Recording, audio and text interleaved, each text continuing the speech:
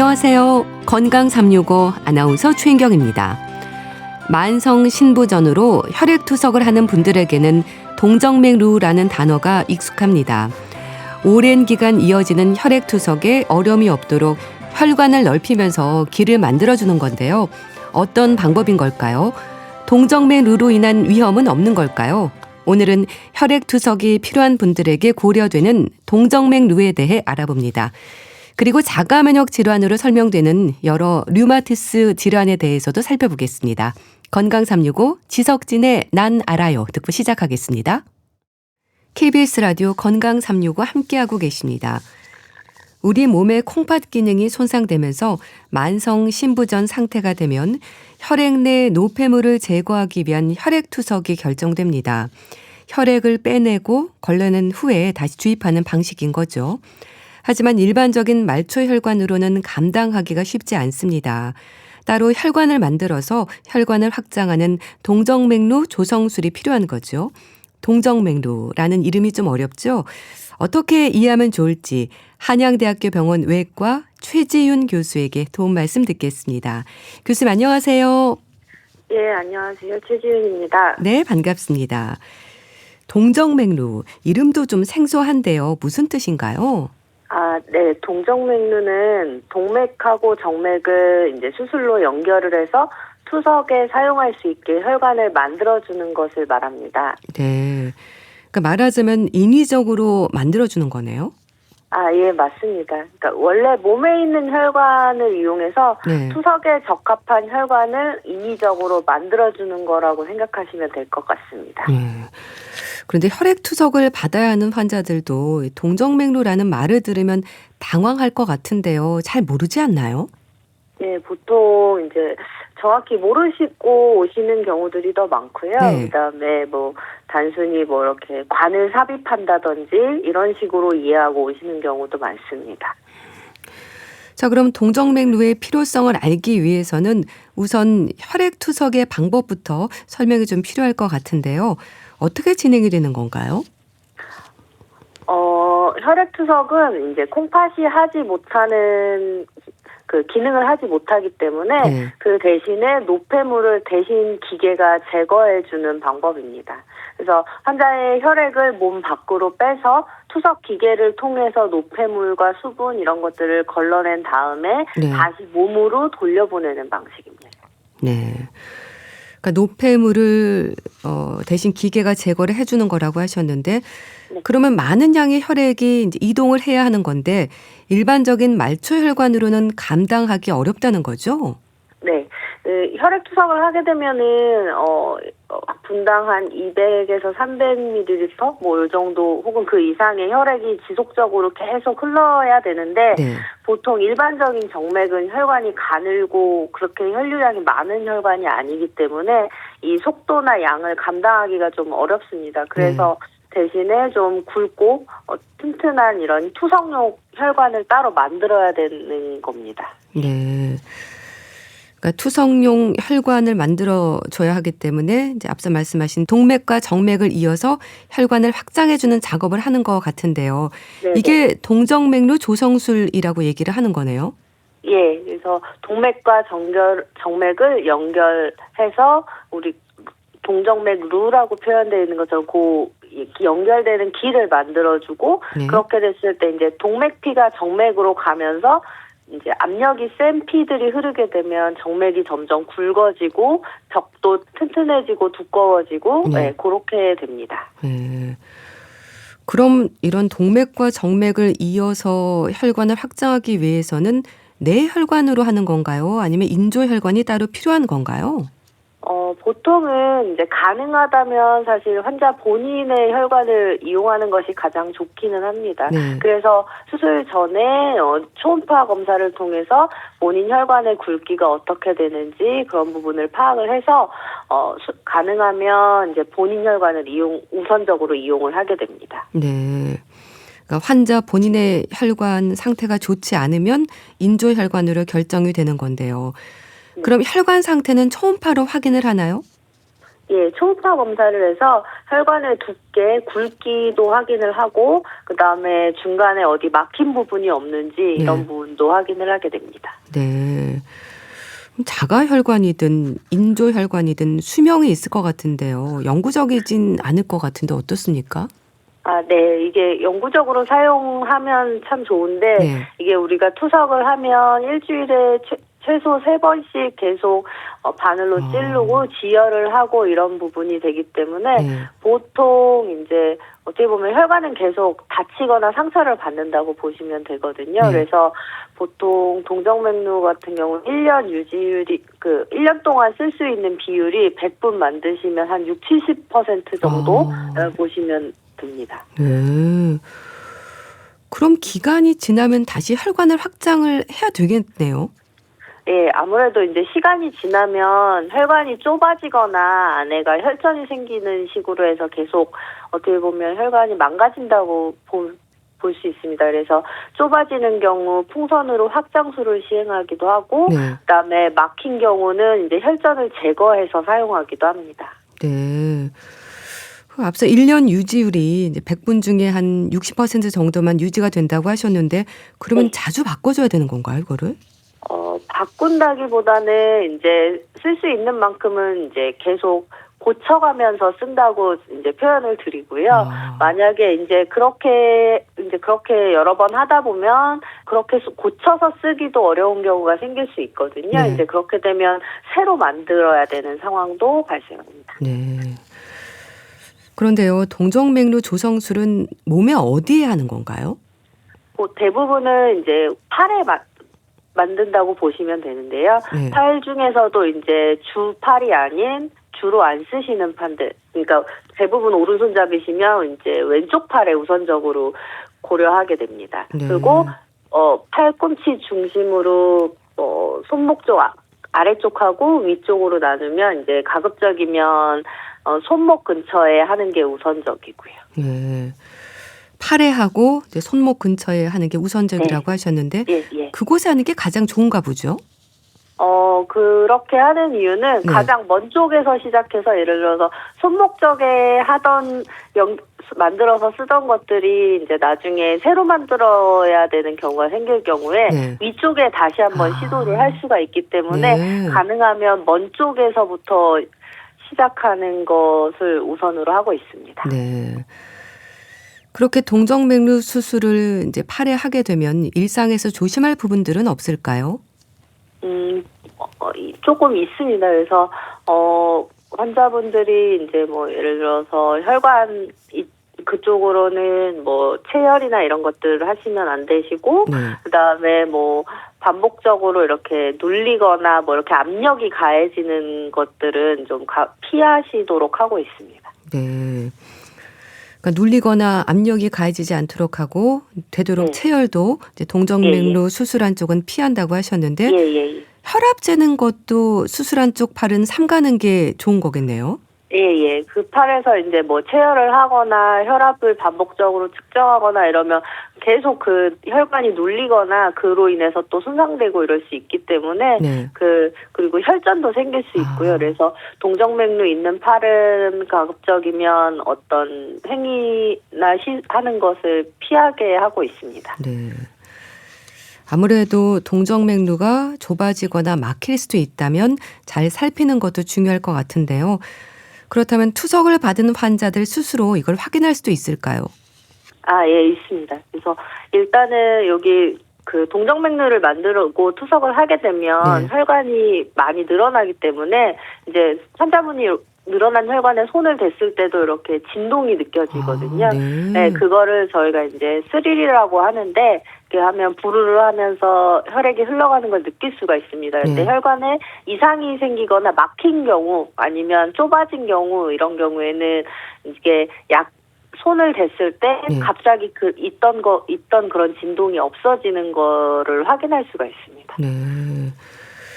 혈관에 진동이 느껴진다고 하셨는데 그런 진동이 평소보다 약해지거나 하면 의료진에게 빨리 알려야 되는 건가요?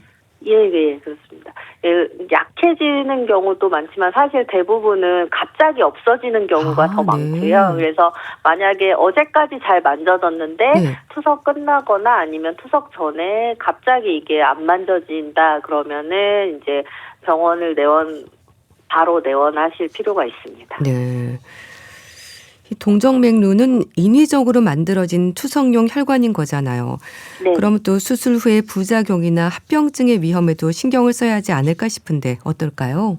네, 인위적으로 만들고 키워놓은 혈관이고 그다음에 주기적으로 계속 상처를 주기 때문에 거기에 이제 계속 혈관이 좁아지거나 혈전이 생길 수 있고 네. 그다음에 감염도 생길 수가 있습니다.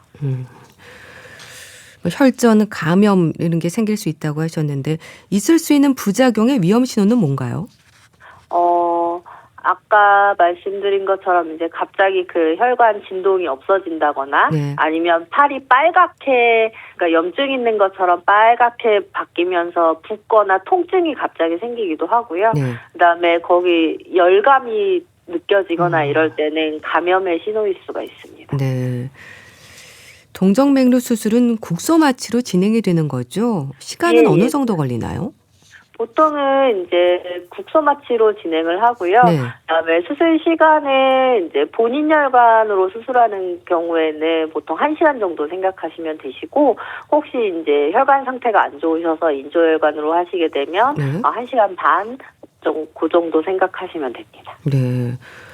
그럼 또 수술 후에 어느 정도 시간이 지나야 투석이 가능한 걸까요? 아무래도 정맥이 좀 늘어나는 시간이 필요할 것 같은데요. 예, 보통 이제 동맥피가 가면 정맥이 이제 굵어지고 두꺼워지는 동안 우리가 기다리는 과정이 필요한데 네. 보통은 이제 정말 빠르면 4주에서 8주 정도 기다립니다. 네. 그럼 기다리는 동안은 어떻게 해야 되는 건가요?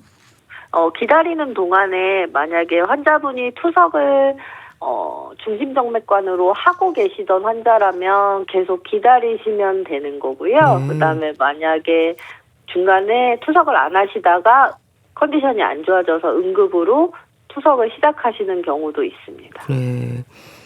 그럼 수술 후에는 뭐 예상대로 혈류가 잘 진행되는지는 초음파로 확인을 하게 되는 건가요?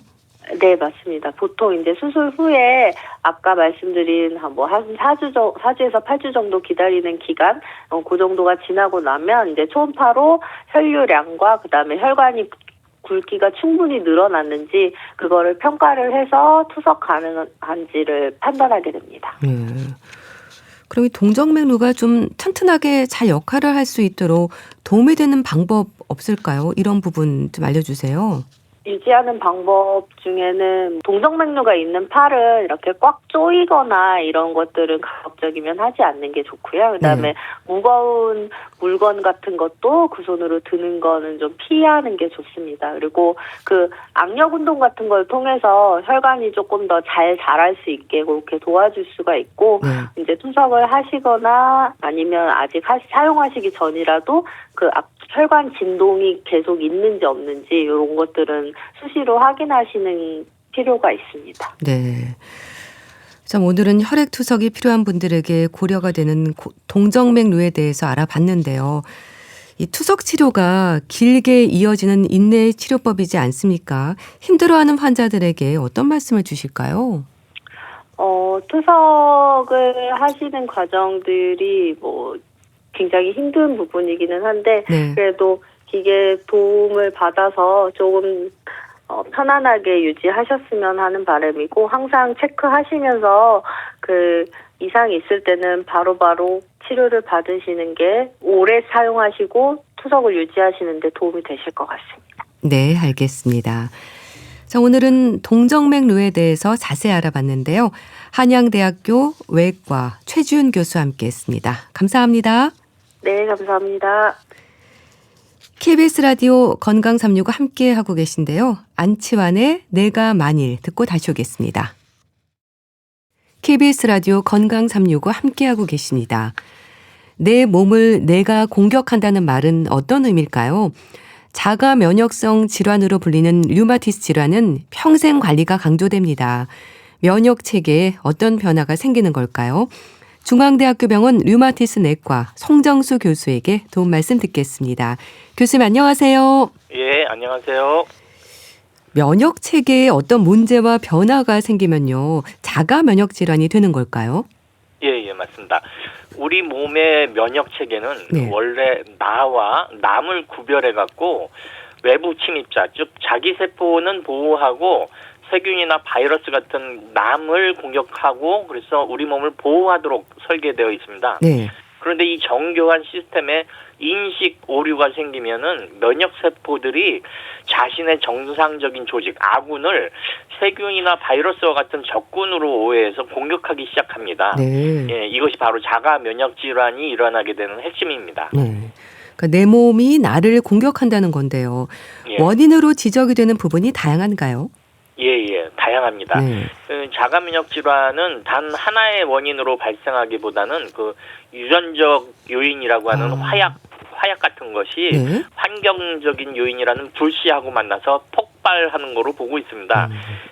대표적인 원인 중에 첫 번째 유전적인 요인으로는 인간 백혈구 항원이라고 번역되는 HLA 유전자하고 네. 또 여러 유전자들이 아주 미세한 변이가 복합적으로 작용해갖고 면역계에 반란이 일어날 수가 있습니다. 네. 그리고 이제 두 번째 환경적 요인으로는 첫 번째 이제 감염이 되었을 때 우리 몸에 뭐 특정 바이러스나 세균이 감염되었을 때 이 우리 면역계가 이 침입자를 공격하기 위해서 만든 항체가 네. 우리 몸 조직을 적군으로 만들어 갖고 네. 이렇게 착각하게 만들어서 자가 면역 질환을 일으킬 수가 있고요. 네. 또 화학 물질이나 독소 같은 거, 뭐 담배 그런 거, 대기 오염, 중금속, 뭐 살충제, 뭐 이런 약물 이런 것들이 면역 세포의 성질을 변화시킬 수가 있습니다.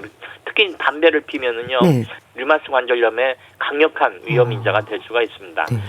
그리고 또 마지막으로는 이제 자외선인데 네. 이런 자외선 같은 거는 전신홍반 루푸스 환자 같은 경우에 이 자외선이 피부 세포를 파괴하면서 거기에 노출된 내부 물질이 네. 면역계가 이게 적으로 인식해서 공격을 하기 시작을 합니다. 그래서 뭐 이런 것들 또 에스트로겐 같은 여성 호르몬, 뭐 장내 미생물, 뭐 만성 스트레스 그런 것도 자가 면역 질환의 원인이 될 수가 있습니다. 이렇듯이 이제 자가 면역의 질환의 원인은 한두 가지로 설명될 수는 없고 여러 가지 원인이 복합되면서 발생한다고 볼 수 있습니다. 네. 여러 원인에 대해서 말씀 주셨는데요. 흔히 자가 면역 질환을 류마티스 질환이라고 말을 하잖아요. 그렇죠. 이렇게 불리는 이유가 있는 건가요? 예, 그거는 이제 자가 면역 질환하고 류마티스 질환이 겹치는 부분이 많아요. 네. 그래서 증상도 비슷한 병들이 많고 그래서 그렇게 부르긴 하지만 이게 완전히 같은 개념은 아닙니다. 그렇군요. 예, 두 용어가 혼용되는 이유는 대부분의 만성적인 류마티스 질환 원인이 자가 면역 반응이기 때문이에요. 네. 그리고 실제로 병원을 찾게 되는 자가 면역 질환의 가장 흔한 초기 증상이 관절통하고 전신 염증이기 때문에 자가 면역 반응이 일어나면 이게 혈관을 타고 염증 물질이 전신을 돌기 때문에 네. 환자들이 관절이 쑤시고 아픈 그런 류마티스 증상을 먼저 느낍니다. 그래서 이런 전신적 자가 면역 반응을 전문적으로 다루고 조절하는 그런 임상 진료과가 바로 류마티스 내과입니다. 네. 그래서 자가 면역 질환이 생겼다라는 말을 류마티스 질환이 생겼다라고 이렇게 통상적으로 함께 사용하게 된 것이죠. 그렇군요. 그럼 얼른 생각할 수 있는 류마티스 관절염뿐 아니라 여러 질환들이 있는 거죠. 예, 맞습니다. 그 자가 면역 질환은 우리 몸의 어느 부위든 공격을 할 수가 있어요. 네. 그래서 그 자가 면역 질환의 종류가 한 100여 가지 정도에 달할 정도로 어이구. 매우 다양합니다. 네. 그래서 이 단순히 관절만 공격하는 게 아니라 이제 피부도 공격하고 뭐 혈액, 골수도 공격하고 네. 또 갑상선, 췌장, 뭐 대장, 뭐 그런 장기도 공격하고 신경계까지 침범할 수 있는데요. 이게 공격 공격받는 부위에 따라 그 대표적인 질환들이 다양해요. 네. 전신을 침범하는 질환에는 이제 류마스 관절염, 전신홍반 루푸스, 강직 척추염, 뭐 전신 혈관염, 쇼그렌 증후군, 베체트병, 뭐 이런 여러 가지 병이 있고 또 특정 장기만 공격하는 자가 면역 질환이 있어요. 대표적으로 이제 갑상샘을 공격하는 하시모토 갑상선염, 네. 그다음에 췌장을 공격하는 게 있는데 그건 이병 당뇨병. 그건 췌장을 공격해서 인슐린을 못 만들게 만드는 거죠. 그다음에 대장을 공격하는 병에는 크론병하고 궤양대장염, 그다음에 피부를 공격하는 자가면역 질환은 건선하고 백반증, 또 신경을 공격하는 자가면역 질환은 다발경화증, 네. 또 근육을 공격하는 자가면역 질환은 중증 근무력증, 이런 여러 질환들이 있습니다. 네.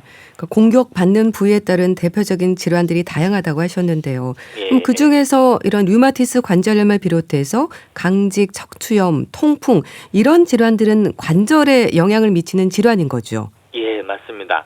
그 말씀하신 그런 류마스 관절염, 강직 척추염, 통풍, 이건 주로 관절을 표적으로 삼아서 이제 염증과 통증을 일으키는 그런 자가면역 질환입니다. 네. 다만 공격하는 이유하고 부위가 조금씩 다릅니다. 네. 네. 류마스 관절염은 이제 자가 면역에 의해서 생기고 주로 손가락이나 발가락 같은 작은 관절을 침범을 하는데, 강직 척추염은 또 자가 면역하고 자가 염증에 의해서 생기고 주로 척추와 골반, 발 뒤꿈치, 발바닥 그런 데를 침범을 합니다. 네. 또 통풍은 대사 이상과 자가 염증에 의해서 생기고 또 침범되는 관절은 주로 엄지발가락이나 발등, 발목, 무릎 이런 데 발생하는 그런 차이가 있습니다. 네. 그럼 이런 관절에 나타나는 증상들이 다른 근골격계 질환과 혼동하기도 쉽겠어요. 예, 정확한 지적이신데요.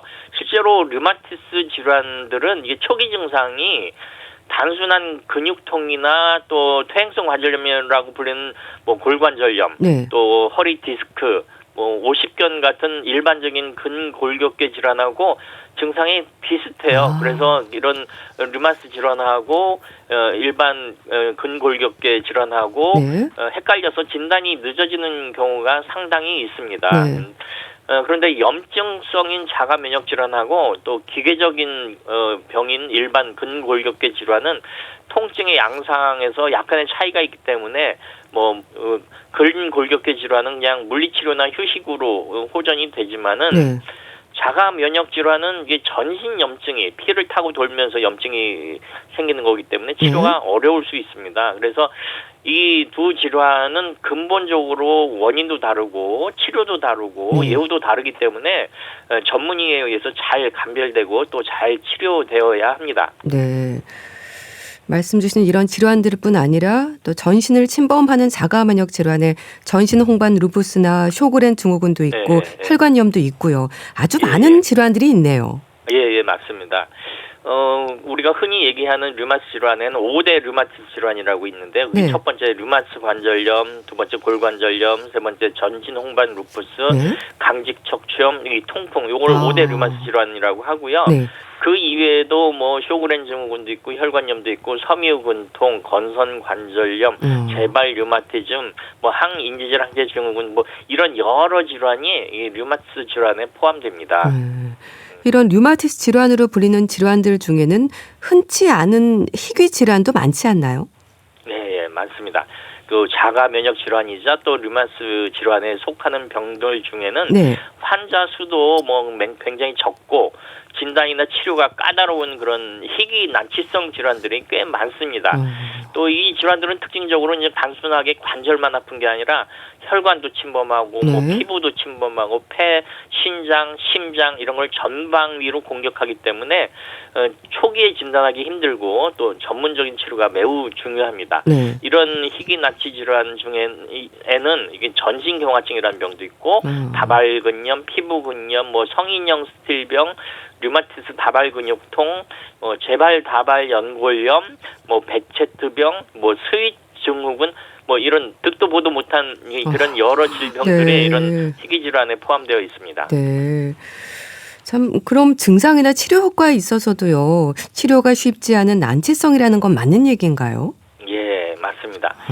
이런 희귀 난치성 류마티스 질환의 공통점은 첫 번째로 진단이 좀 어렵고요. 또 공통적으로 나타나는 증상이 좀 애매모호해갖고 여러 임상과를 전전하다가 결국 류마티스 내과에 와서 확진을 받는 경우가 많습니다. 그렇군요. 그리고 두 번째 특징은 이제 산정특례 혜택을 받습니다. 다행히 우리나라에서는 이 질환들이 희귀질환 산정특례의 대상으로 지정이 되어 있어갖고 이렇게 확진을 받으면은 병원비 중에 본인 부담금을 뭐 5%나 10%나 그렇게 크게 낮출 수가 있습니다. 네. 그리고 세 번째 특징은 이 질환들은 전문가의 진료가 필수적이에요. 그래갖고 왜냐하면 이게 일반적인 소염 진통제나 그런 거로 치료가 되지 않고 또 부작용이 생길 수 있는 그런 고용량 스테로이드나 또 최신의 생물학적 제제나 표적 치료제 이런 최신 약물들을 사용해야 되는 경우가 많습니다. 그래서 희귀와 더불어 난치성 질환, 희귀 난치 질환 이렇게 불립니다. 그러니까 진단이 매우 어렵고 또 증상도 애매모호해서 여러 임상과를 전전하다가 오는 경우도 많다고 말씀하셨는데요. 그렇죠. 그런 만큼 류마티스 질환으로 설명되는 여러 질환들은 진단이 참 중요할 것 같습니다. 환자들은 주로 어떤 계기로 알게 되나요? 환자들이 그냥 처음 보고 내가 류마티스구나 하고 알아차려서 류마티스 내과 오는 경우는 거의 드물어요. 그렇군요. 보통은 이상하게 잘 낫지 않는 통증이나 뭐 전신적인 컨디션 난조를 겪으면서 여러 병원을 전전하다가 이제 발견되는 경우가 많습니다. 이 환자들이 류마티스 내과를 찾게 되는 그런 결정적인 계기는 주로 아침 강직이라고 해요. 아침에 이제 몸이 굳는 거, 관절도 굳고 뭐 무릎도 딱딱하게 굳는 증상, 뻣뻣하게 굳는 그런 아침 강직 증상을 호소하는 경우. 그다음에 일반적으로 관절이 아파서 소염 진통제를 먹는데도 낫지를 않고 또 물리치료를 받아도 통증이 계속되는 경우에 이제 류마티스 내과에 가면서 류마티스 질환으로 진단받는 경우가 많습니다. 그리고 또 이런 류마티스 질환의 특징은 관절만 아픈 게 아니라 전신이 다 아파요.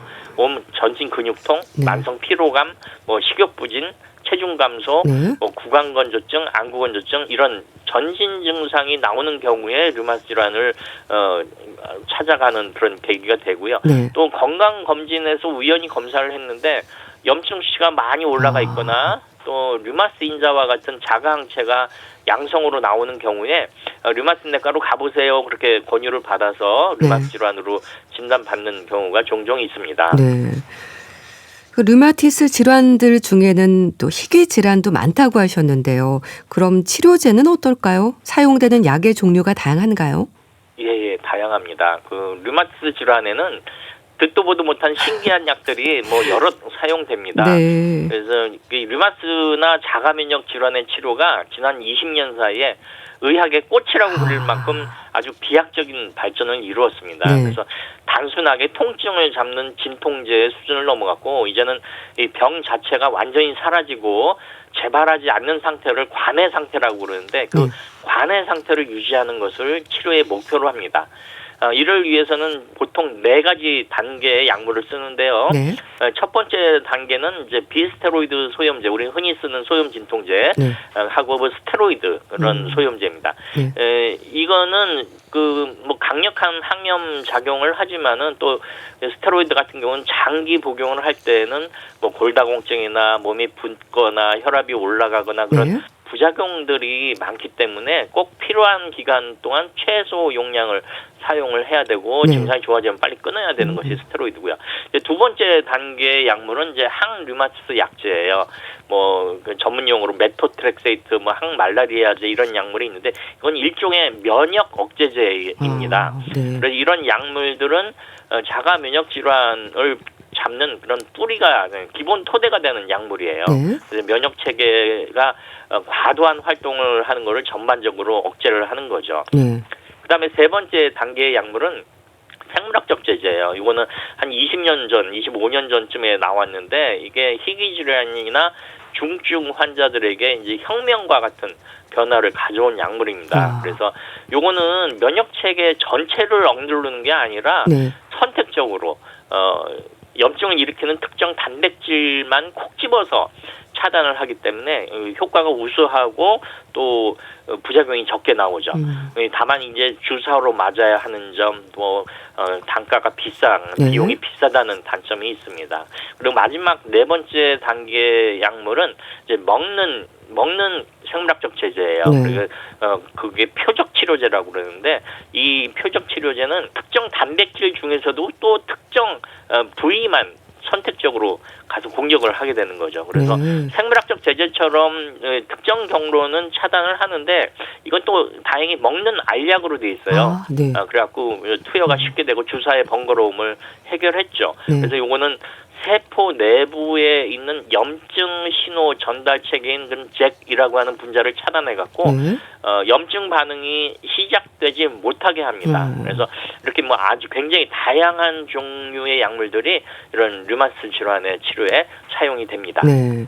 이런 다양한 약물들이 나와 있고요. 예. 또 류마티스 질환은 평생 관리가 필요한 만성 질환으로 이해를 해야 될 것 같습니다. 예, 맞습니다. 아무래도 초기에 치료하는 게 중요할 것 같은데요. 류마티스 질환에서 가장 먼저 떠올리게 되는 류마티스 관절염의 의심 증상도 알고 있어야 하지 않을까 싶어요. 예, 좀 알려주세요. 류마티스 관절염은 이게 초기에 발견해서 치료를 시작하면은 치료가 잘 돼요. 네. 부작용도 별로 없고, 그리고 관절 변형이 생기는 거를 막을 수 있어갖고 이런 치료의 골든 타임이 굉장히 중요합니다. 그래서 단순하게 관절이 아프다를 넘어서 그 류마티스 관절염 특유의 4가지 핵심 증상이 있는데 첫 번째로는 아침마다 손가락이나 발가락 관절이 뻣뻣한 증상, 이 아침 강직이라고 합니다. 이 아침 강직이 가장 대표적인 증상이에요. 그래서 아침에 자고 일어났을 때 손가락이나 발가락 마디가 막 꽉 끼는 장갑을 낀 것처럼 이렇게 뻣뻣하고 주먹이 잘 쥐어지지 않습니다. 그래서 이 뻣뻣함이 1시간 이상 지속되다가 손을 자꾸 움직이고 이렇게 활동을 시작을 하면은 이제 서서히 풀리게 돼요. 이런 아침 강직이 퇴행성 관절염에도 나타나는데 이건 보통 뭐 20분이나 30분 이내에 풀리게 되는데 그게 1시간 이상 지속이 되면은 류마티스 관절염으로 봐야 되고요.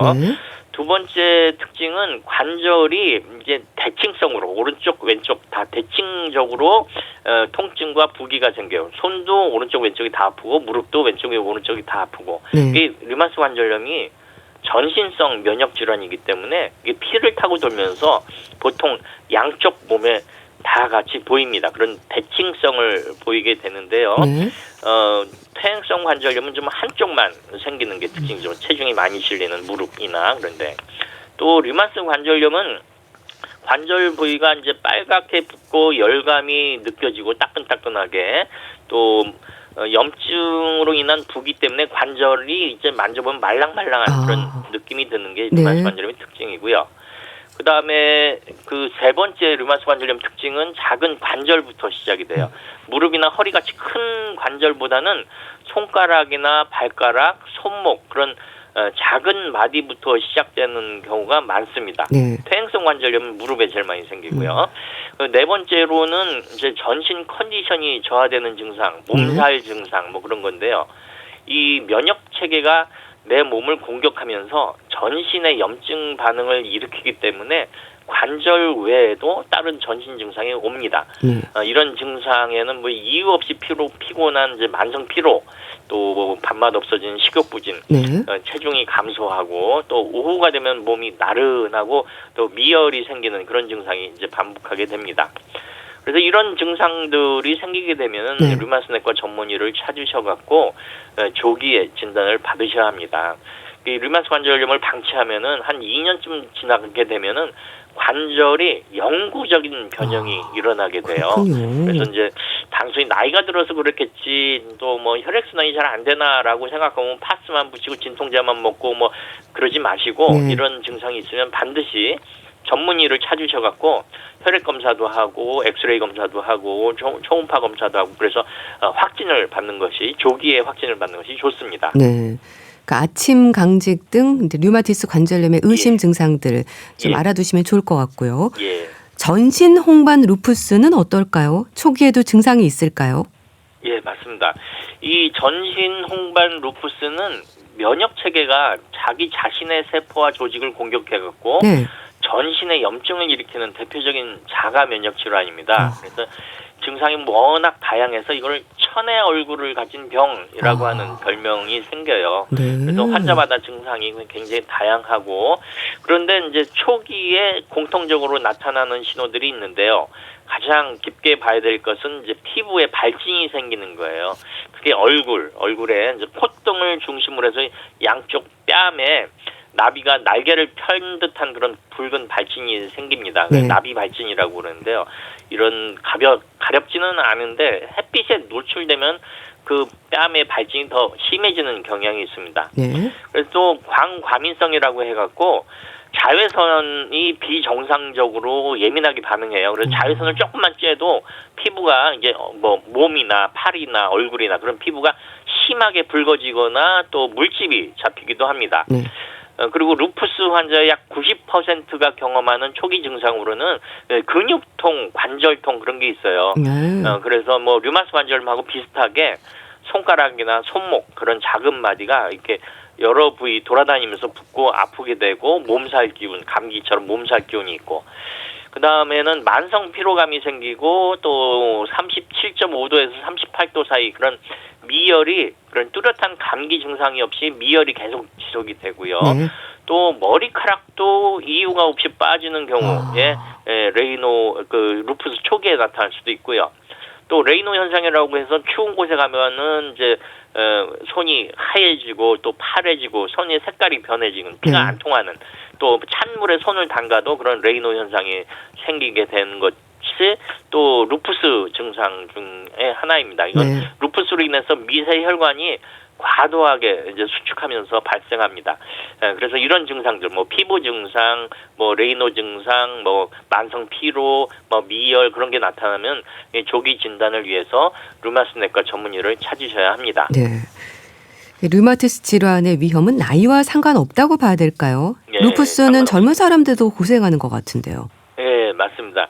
그 퇴행성 관절염은 특징적으로 이제 노인에게 생기는 게 특징이지만은 류마티스 질환은 뭐 나이하고 큰 상관은 없습니다. 자가 면역성 류마티스 질환은 노화에 생기는 퇴행성 질환과는 달리 나이와 상관없이 누구한테 올 수도 있습니다. 네. 특히 젊은 층에서 많이 발생하기도 하는데요. 루푸스 같은 경우에는 보통 15세에서 45세 사이에 가임기 여성에게 가장 많이 나타나고요. 네. 또 강직 척추염은 주로 10대 후반에서 30대 사이에 젊은 남성에게 생기게 됩니다. 그리고 류마스 관절염도 퇴행성 관절염하고 달리 이제 훨씬 이른 나이에 생기는데요. 가장 흔한 발병 연령이 30대에서 50대 사이고 또 여자가 남자보다 3배 정도 더 발생합니다.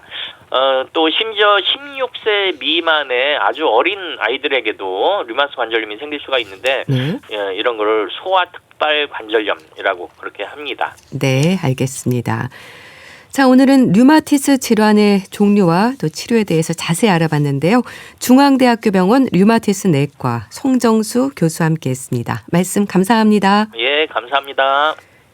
김동률의 기억의 습작 보내드리면서 인사드릴게요. 건강365 아나운서 최인경이었습니다. 고맙습니다.